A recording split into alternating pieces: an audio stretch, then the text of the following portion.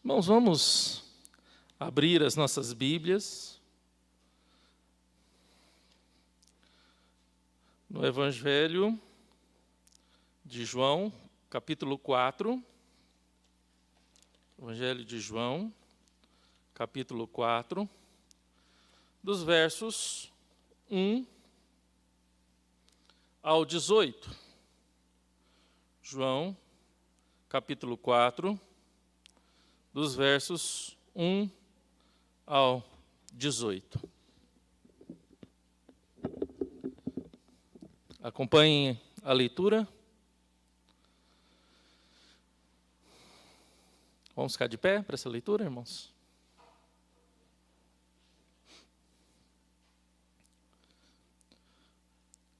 Quando, pois, o Senhor veio a saber que os fariseus tinham ouvido dizer que ele, Jesus, fazia e batizava mais discípulos que João, se bem que Jesus mesmo não batizava, e sim os seus discípulos. Deixou a Judéia, retirando-se outra vez para a Galileia. Era-lhe necessário atravessar a província de Samaria. Chegou, pois, a uma cidade samaritana chamada Sicar, perto das terras que Jacó dera a seu filho José. Estava ali a fonte de Jacó. Cansado da viagem, assentara-se Jesus junto à fonte, por volta da hora sexta. Nisto, veio uma mulher samaritana tirar água. Disse-lhe Jesus: dá-me de beber. Pois seus discípulos tinham ido à cidade para comprar alimentos. Então, lhe disse a mulher samaritana: como, sendo tu judeu, pedes de beber a mim, que sou mulher samaritana? Porque os judeus não se dão com os samaritanos. Replicou-lhe Jesus: se conheceres, ou se conheceras o dom de Deus, e quem é que te pede, dai-me de beber, tu lhe pedirias, e ele te daria água viva.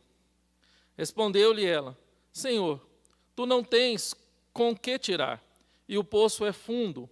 Onde, pois, tem água viva? És tu, porventura, maior que Jacó, nosso pai, que nos deu o poço, do qual ele mesmo bebeu, e bem assim seus filhos e seu gado? Afirmou-lhe Jesus: quem beber dessa água, tornará a ter sede. Aquele, porém, que beber da água que eu lhe der, nunca mais terá sede. Pelo contrário, a água que eu lhe der será nele uma fonte a jorrar pela vida eterna. Disse-lhe a mulher: Senhor, dai-me dessa água, para que eu não mais tenha sede, e nem precise vir aqui buscá-la. Disse-lhe Jesus: vai, chama teu marido e vem cá. Ao que lhe respondeu a mulher: não tenho marido. Replicou-lhe Jesus: bem dissestes que não tem marido. Porque 5 maridos já tiveste, e o que agora tens não é teu marido. E isto disseste com verdade. Obrigado, Almir. Deus abençoe. Oremos, irmãos. Pai querido, aqui estamos novamente diante da Tua palavra. Queremos, sim, ó Deus, ouvir a Tua mensagem esta noite, para que possamos, ó Deus, sermos transformados e para propagar essa mensagem pela vida afora. Ó Deus, nos use através daquilo que nós alimentamos da Tua palavra. Ó Senhor, me use também como instrumento do Senhor para, ó Deus, por meio do Teu Espírito Santo, os corações compreenderem a Sua mensagem. E que as palavras dos meus lábios, ó Pai, e o meditar do meu coração possa ser agradável somente a Ti, ó Deus, Todo-Poderoso e Rei meu. Amém, amém. Pode se assentar, igreja.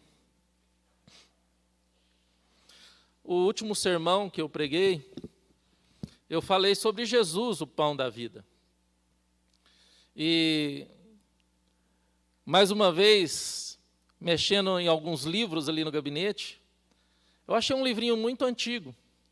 E a capa dele é escrito assim, peço que compre ouro para guardar. E ali tem lições preciosas, devocionais, no Evangelho de João. Quando a gente fala de lições preciosas, o Evangelho de João, ele dá lições preciosas através daquilo que Jesus se revela.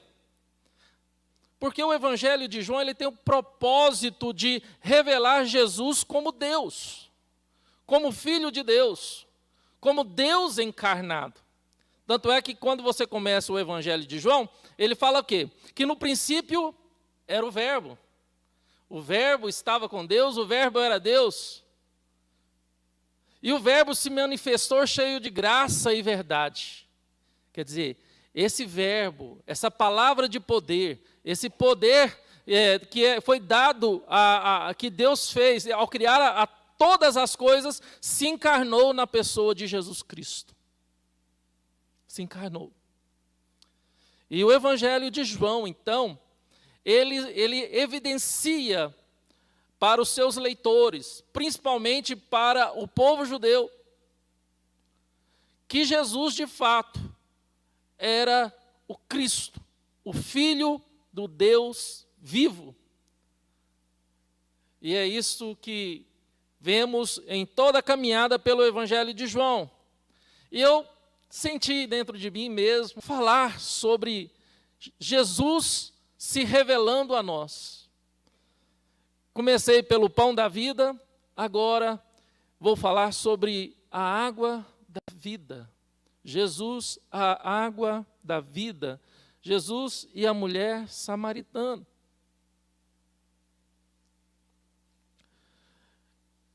Irmãos,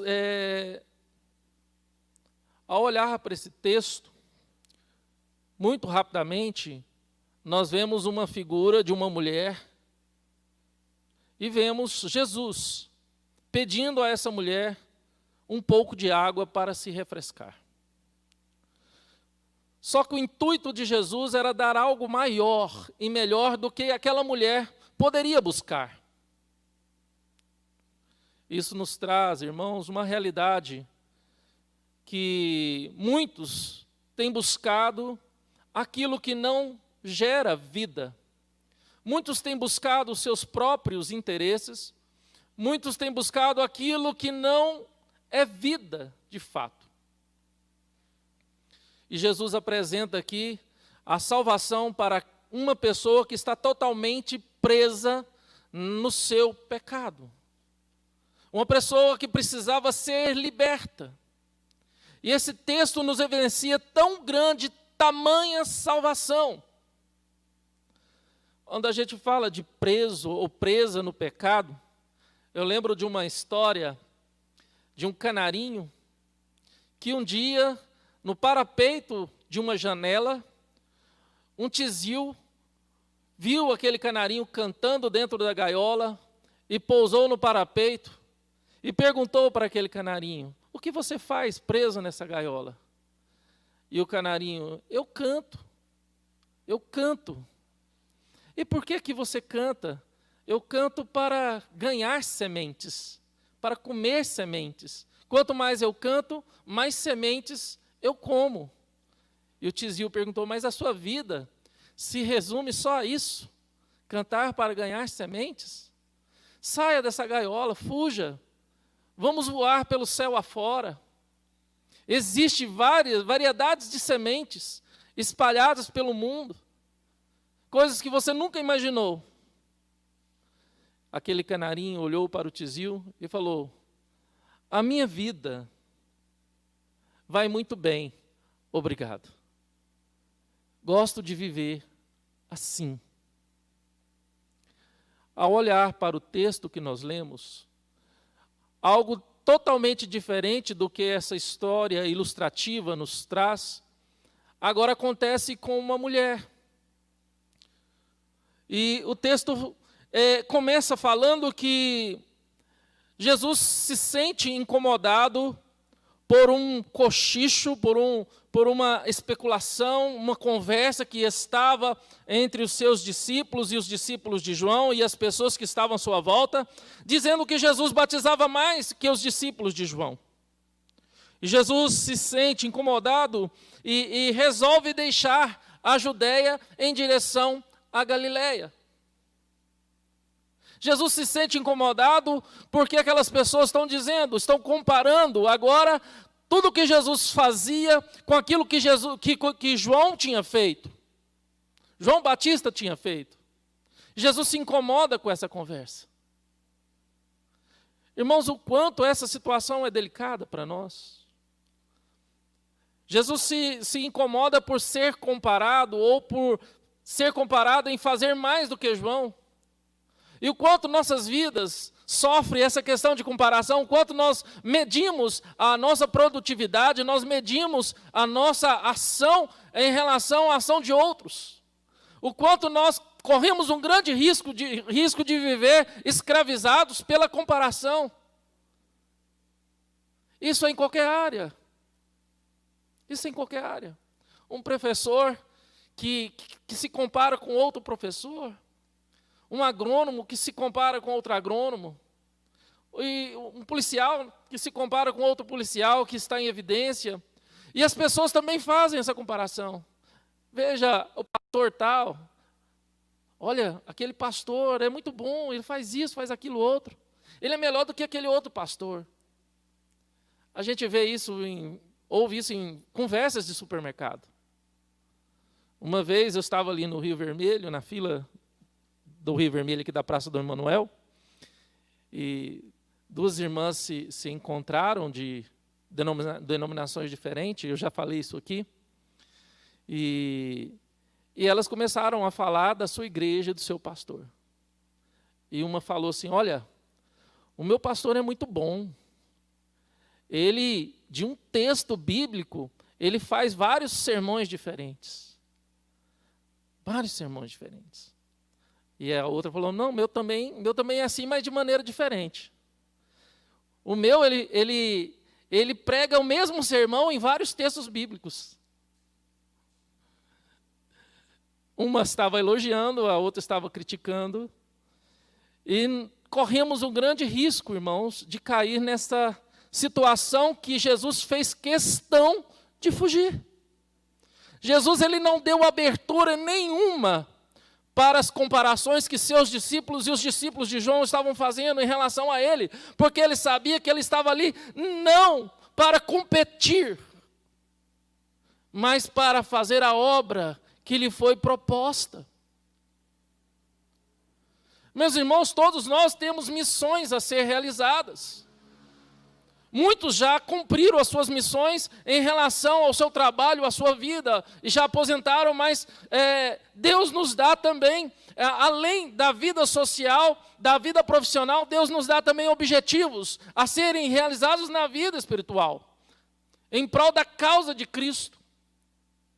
E o quanto nós temos feito, ou deixamos de fazer, por medo de ser observado, por medo de ser criticado, ou até mesmo comparado com outras pessoas que estão em evidência e talvez fazendo muito.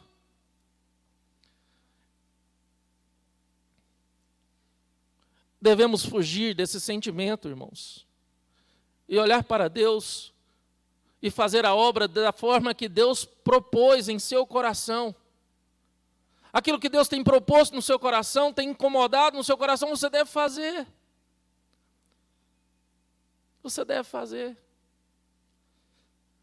A primeira igreja que eu pastoreei, eu tinha 23 anos, seminarista, eu tomava conta de uma congregação ali no bairro Paraíso, isso em 2002, 2003, ali na Avenida Cachoeira Dourada, abaixo do feirão do bairro Paraíso, uma congregaçãozinha. E uma irmã chegou em mim, pastor,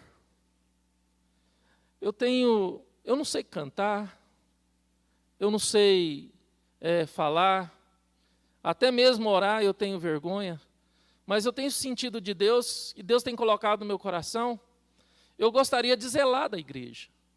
Eu gostaria de vir à igreja, se eu pudesse confiar em mim, passar a chave, lavar os banheiros, limpar a igreja, limpar os bancos.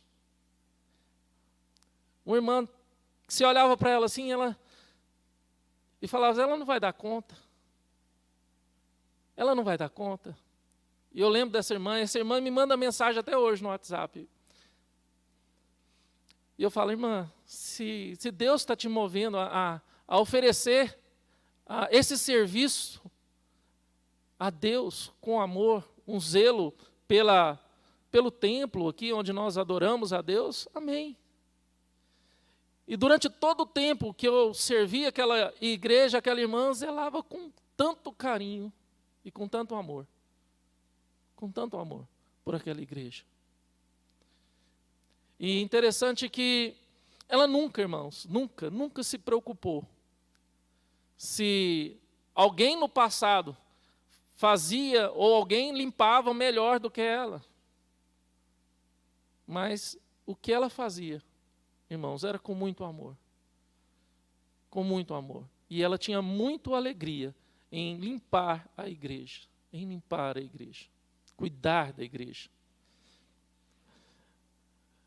Mas o texto não evidencia somente essa verdade. O texto fala que era necessário que Jesus saísse da Judeia e que fosse para a Galileia. Mas que era necessário Jesus passar pela Samaria, e não pelo território da Samaria, como todos os judeus passavam, que era pelas margens do Jordão, mas sim pela cidade de Samaria.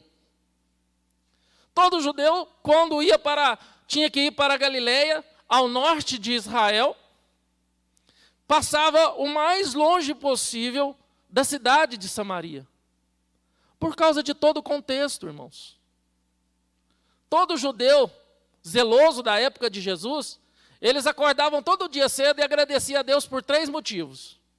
O primeiro motivo que eles agradeciam a Deus era por não ter nascido mulher. Você vê a realidade daquele povo. O segundo motivo que eles agradeciam a Deus todas as manhãs é por não ter nascido cachorro.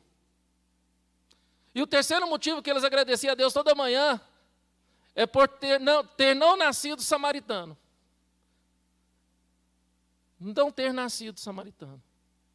E Jesus agora contrariando todo um contexto cultural, todo um contexto social, político, ele agora fala para os seus discípulos, é necessário passar pela Samaria. Isso nos evidencia, irmãos, que Deus, quando Ele vai ao encontro de um pecador, Ele não se detém diante de dificuldades culturais, diante de preconceitos sociais ou de qualquer outra coisa. Jesus, Ele vai ao encontro de um pecador, mesmo que para isso Ele tenha que contrariar todo um contexto social, todo um contexto cultural. Todo um contexto cultural. Às vezes, irmãos, quando nós falamos de certos tipos de pecadores, e nós denominamos os pecados, nós falamos abertamente uns para os outros assim, olha, nós devemos amar o pecador, mas nós devemos odiar o pecado. Eu posso abraçar o pecador, mas devo repudiar o pecado. Amém, irmãos? É uma conversa muito bonita e é uma conversa bíblica. Mas será que na realidade nós fazemos isso? Será que nós abraçamos, nós amamos, nós queremos discipular, caminhar junto, abraçar as pessoas que são excluídas da sociedade? Será que nós queremos dividir a mesa com uma pessoa totalmente excluída? Será que nós conseguimos amar aquele que é diferente da gente? Porque é muito fácil, irmãos, apontar para a diferença do outro criticar, julgar, tratar mal, mesmo com olhares, mas não fazer daquela pessoa alvo do nosso amor. Ouvir aquela pessoa, saber das dificuldades daquela pessoa, saber dos traumas, abraçar, chorar junto, sorrir junto, se esvaziar de todo o preconceito. E foi isso que Jesus fez. Primeiro, porque ela era uma mulher samaritana. Primeiro, era uma mulher samaritana. Segundo, era uma mulher samaritana que era discriminada pelos seus próprios conterrâneos. O texto deixa bem claro que ela ia buscar água na hora sexta. Esse era o horário por volta do meio-dia, onde naquela região era o horário de maior calor. O sol de esturricar, como falam os goianos. O sol de esturricar. E ela ia buscar água todos os dias naquele horário. Jesus chega exatamente no horário em que aquela mulher vai buscar água. E ele está só porque os seus discípulos foram buscar comida em Sicar. E Jesus agora, sentado para descansar, pede àquela mulher que sirva-lhe um pouco d'água para refrescá-lo. A índole daquela mulher não era boa. Primeiro, que as mulheres de má índole naquela região não podiam buscar água no horário que as outras mulheres buscariam, que é logo no começo da manhã ou no finalzinho da tarde. Segundo, todas as mulheres iam buscar água em grupo. Ela ia sozinha, evidenciando o quanto ela era discriminada no meio dos seus próprios conterrâneos. No meio dos seus próprios conterrâneos, irmãos. E isso, Jesus mostra isso claramente no texto, quando Jesus pergunta para ela, vai chamar o seu marido? Vai chamar o seu marido? Ela fala, Senhor, eu não tenho marido. E Jesus fala, olha, bem dissestes que não tem marido, porque já tiveste 5 maridos, e este que você tem não é seu. Mostrando claramente, a realidade daquela mulher. A luta que ela vivia, a luta no íntimo, na alma, a luta para se sentir bem em meio a uma realidade de repúdio, de discriminação, de preconceito. E Jesus agora aproxima dela e fala, se você conhecesse, se você soubesse, se você entendesse, quem realmente fala contigo, pediria água e ele te daria água da vida.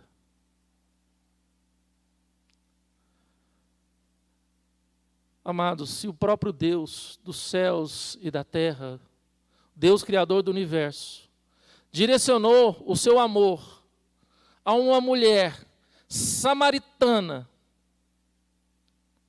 a uma mulher que era discriminada pelos próprios samaritanos,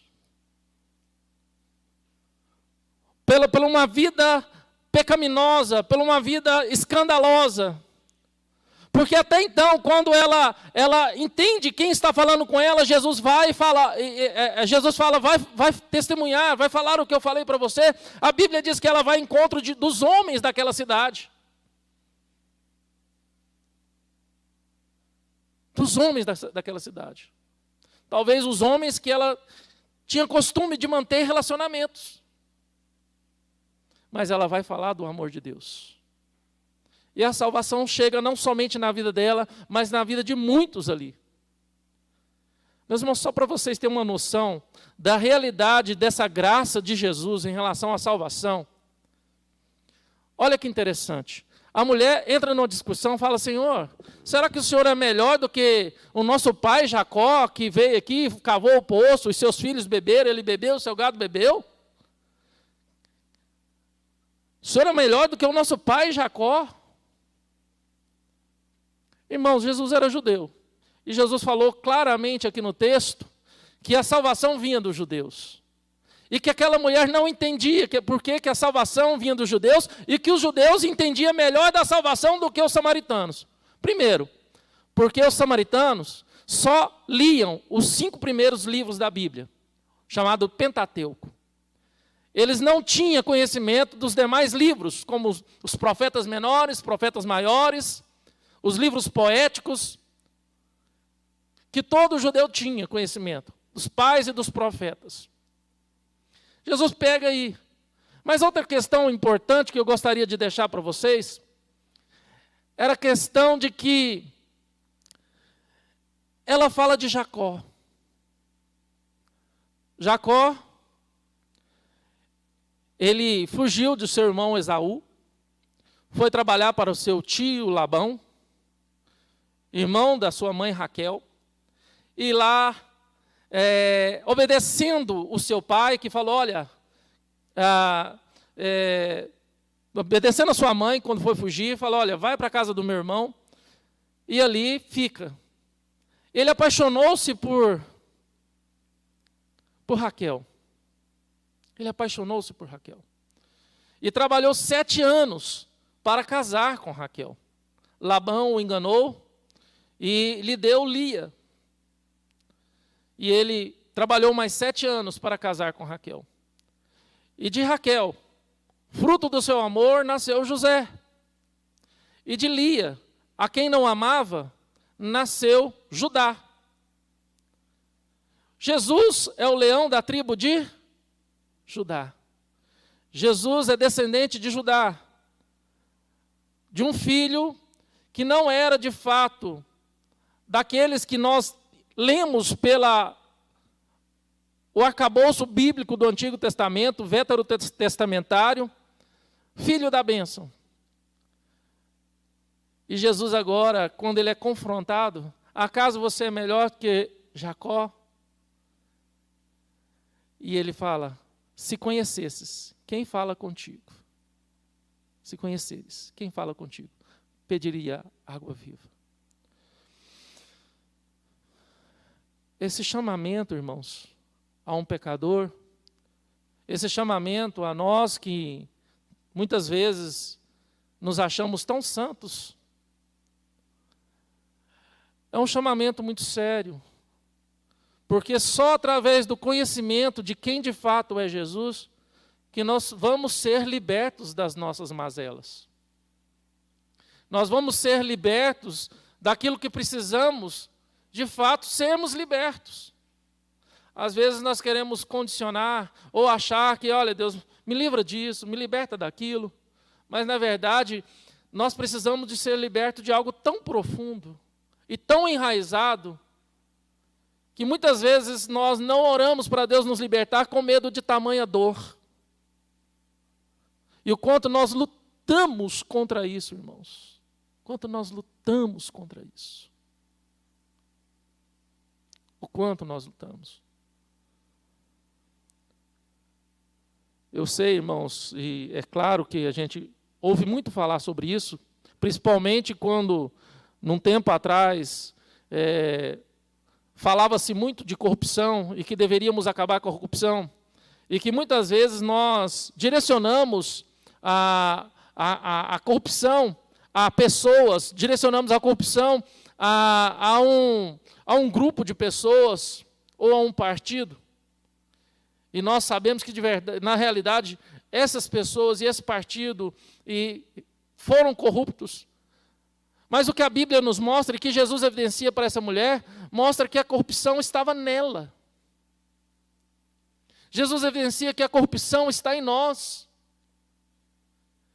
E essa fonte primária, ela nos tenta corromper em todo momento. Ela tenta nos condicionar a todo momento para que nós venhamos dar vazão a essa corrupção. E Jesus fala, olha, se você tomar da água da vida, se você tomar da água que eu lhe der, nunca mais terá sede.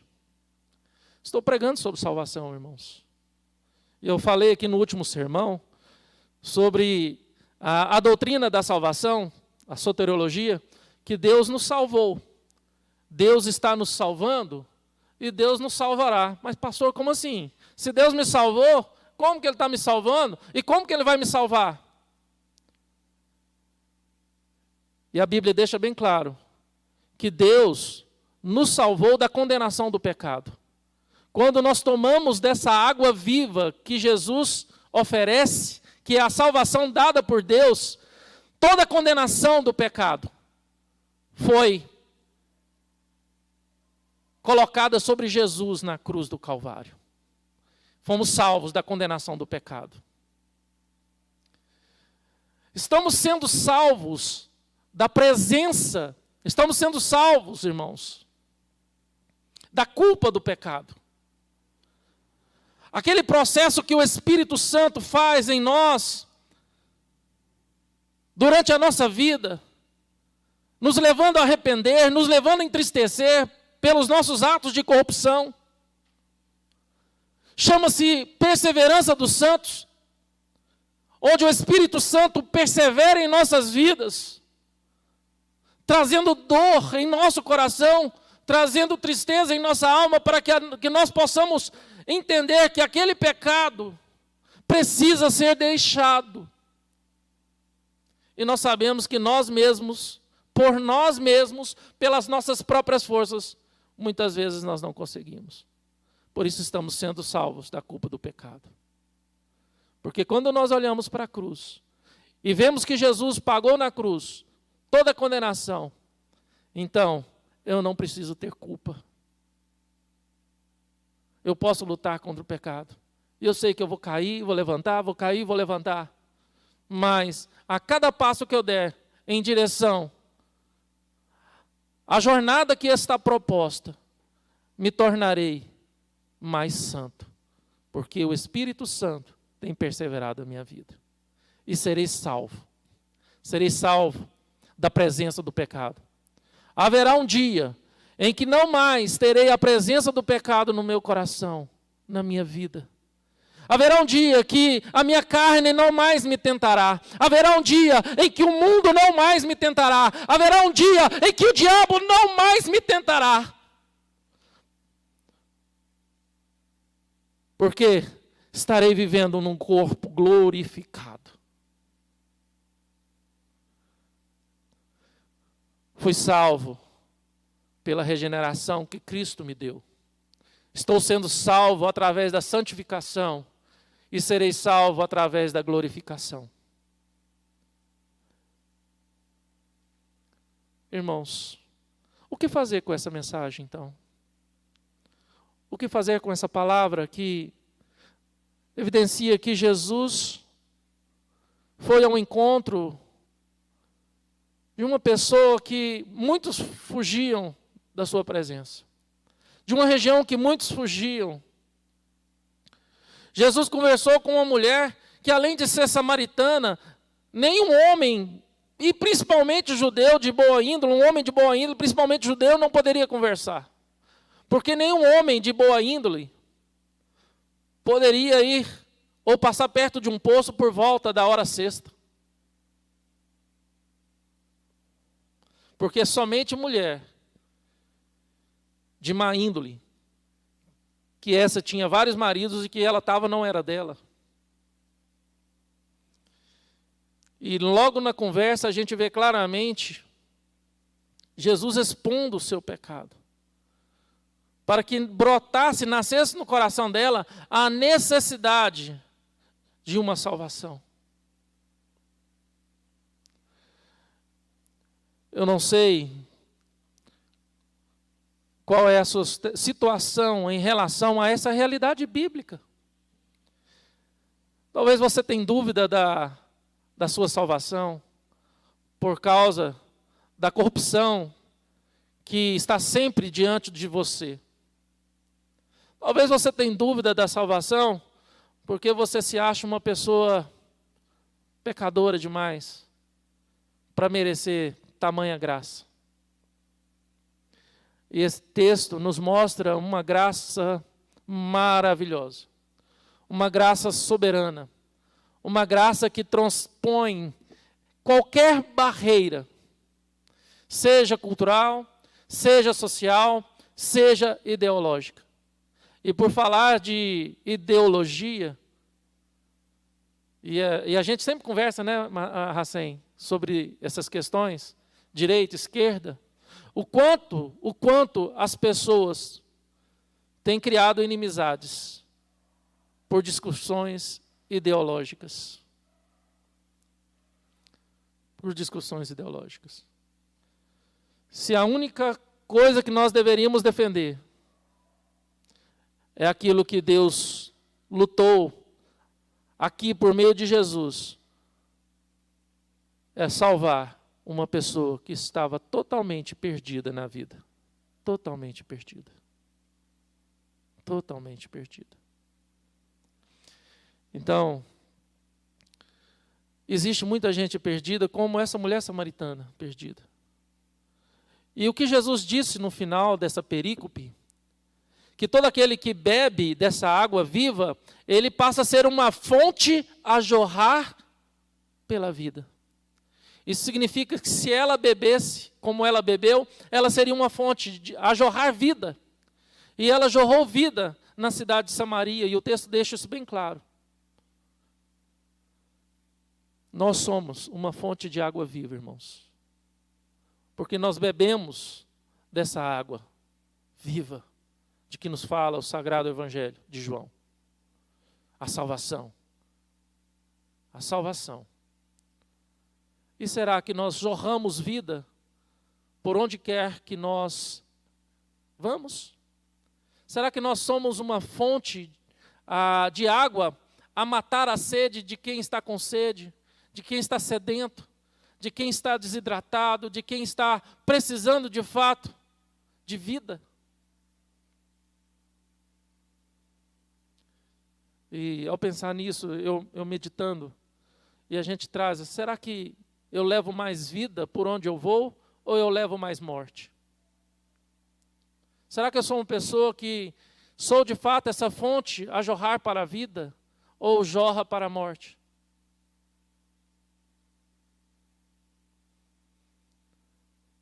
Sabemos que Jacó, para furar esse poço, ele furou outros mais. Outros poços tinham água rota, água ruim, água que não servia para beber, muito menos para matar a sede e para gerar vida. Mas esse poço aqui que a mulher tirava água, era o único poço que dava para beber. E quando fala de Jacó, não podemos deixar a história desses poços que foram furados. Uns foram enterrados pelos seus inimigos, outros eram poços de águas rotas, de péssima qualidade. Mas Jesus fala de uma fonte maravilhosa, que pode mudar não somente a sua vida, a minha vida, como a vida de outros. Infelizmente, irmãos, infelizmente, nós percebemos que muitas pessoas que se dizem cristãs não têm jorrado dessa água viva. Porque ficam presos, represados pelas barreiras culturais, sociais e ideológicas. De forma alguma, eu estou falando para você assumir uma ideologia. De forma alguma. Mas eu estou falando para você amar. Independente de qualquer coisa, ame. Até mesmo os seus inimigos. Não precisa ir abraçar e beijar, mas ore por ele. Peça, ore para que Deus alcance, para que Deus abençoe, para que a água viva se derrame nessa pessoa. Então, irmãos, Jesus no Evangelho de João, através desse dessa perícope que fala da mulher samaritana, nos dá essas lições preciosas. Nos dá essas lições preciosas. Primeiro, a necessidade que nós temos de reconhecer quem nós somos e o quanto nós carecemos dessa verdade. Segundo, entender quem é Jesus e reconhecer que somente Ele nos dá aquilo que nós precisamos. Terceiro, em fazer de outros, mesmo que eu não goste do seu modo de pensar, do seu modo de viver, do seu modo de agir, ser alvo dessa fonte a jorrar através da minha vida. Seja por ações práticas ou por meio das minhas orações, ou indiretamente, por meio de um missionário ou outra pessoa. E por último, entender que Deus nos convoca a amar pessoas, independente de quem são essas pessoas, independente do estilo de vida dessas pessoas. Porque quem convence o homem do pecado e do juízo é Deus. Nós somos apenas a fonte da palavra de Deus. Pregamos a palavra com amor. E o resto quem vai fazer é o Espírito Santo. Mas prega a palavra. Pregue a palavra. Fale desse grande amor e dessa grande salvação. Sejamos essa fonte a jorrar para a vida. Amém, irmãos?